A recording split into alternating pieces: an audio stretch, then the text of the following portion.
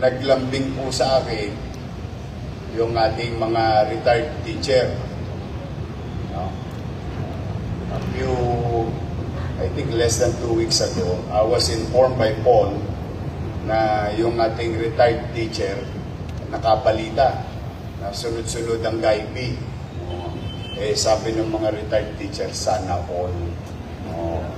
Yung ating mga retired teacher, matagal yan, at baka iba dyan, teacher nyo pa. At malamang, teacher ko pa.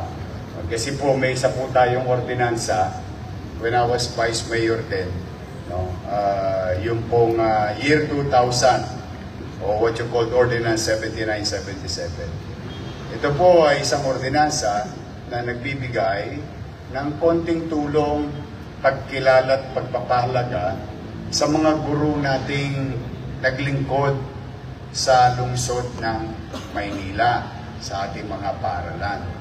At sila po ay bibigyan ng pensyon buwan-buwan at maaari nila ito makuha katulad ng iba nating mga binibigyan na tulong na quarterly or bi-yearly. At ang lahat ng teacher na may umabot ng 70 pataas at tatanggap ng pensyon sa lungsod ng Maynila. Yun po yung nakasaad sa ordinansa. 500 pesos a month. Now, naglambing po, ito ba yung ating mga, ma'am, kayo po ba yung secretary? Parang ang sexy nyo pa rin. May asin pa kayo, ma'am. Pasensya na kayo. Nagising kayo ng maaga ngayon. Sila po ang Manila Retired Teachers Association, officer. Ang nilalambing nila, kung po pwede, magulat man kayo hindi, pero yun ang katotohanan. Yung kanilang Enero 2025 hanggang Hunyo man lamang, 6 na buwan, makuha nila. More or less about 3,000 of them in the city of Manila, retired. Ma'am,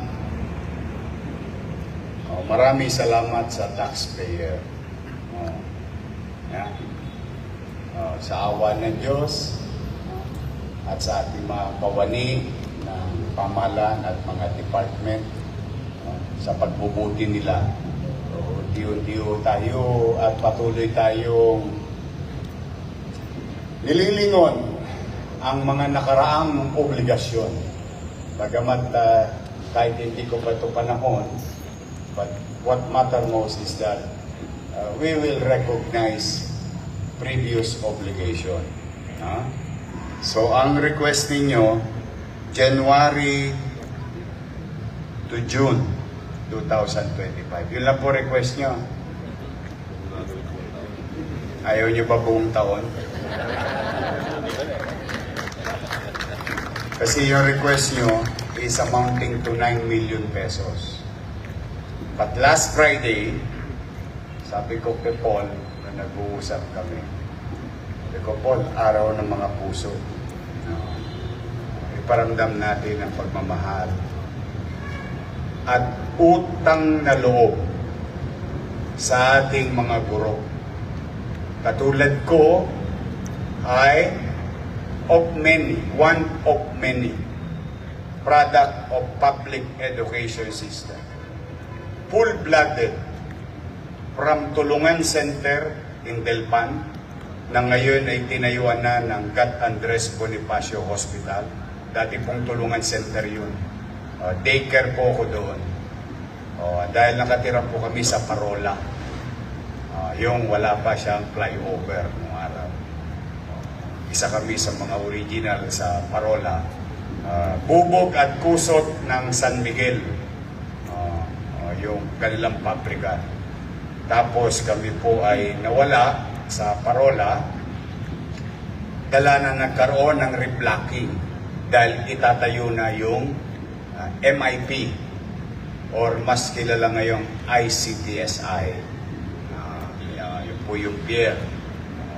Doon po kami naliligo pagka kahit maraming taga-tondo rito. naliligo doon pag bagong tuli. Doon po talaga ang puntahan ng araw. Kasi doon ka pagkatapos mo ilang araw, kasi malinis naman yung dagat ng araw.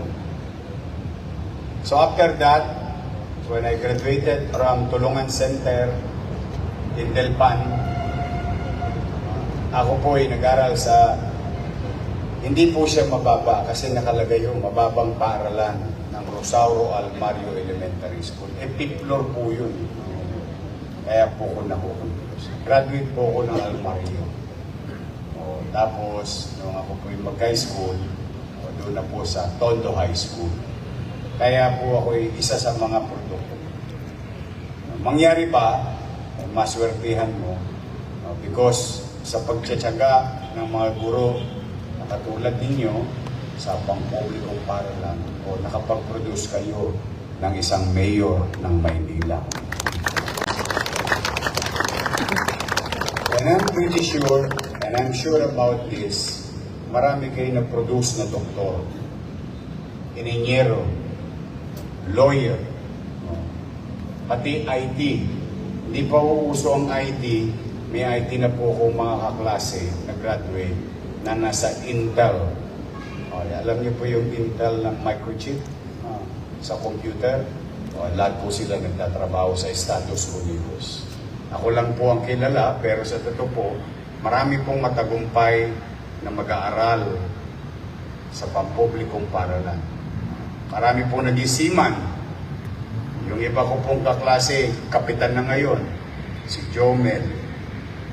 Ewan ko si Francisco Garado. Si Jomel Andrada, alam ko, kapitan na. Si Francisco, yun. Alam ko mataas na rin ang posisyon sa barko. Panikpanawag na sila sa barko. Lahat po kami halos sa batch namin, gusto namin maging kapitan ng barko. Kaya gusto namin maging seaman. Marami rin naging seaman. Si Manduruko to sa kapitbahay ko. Kaya kanya-kanya lang mo talagang linya. But what I'm trying to say is that sa mga guro ngayon na maaaring makapanood, mga guro na maaaring nakikinig o nanonood, maraming salamat sa inyo sa pagtsatsaga nyo sa kakulitan namin bilang mag-aral, bilang isang estudyante.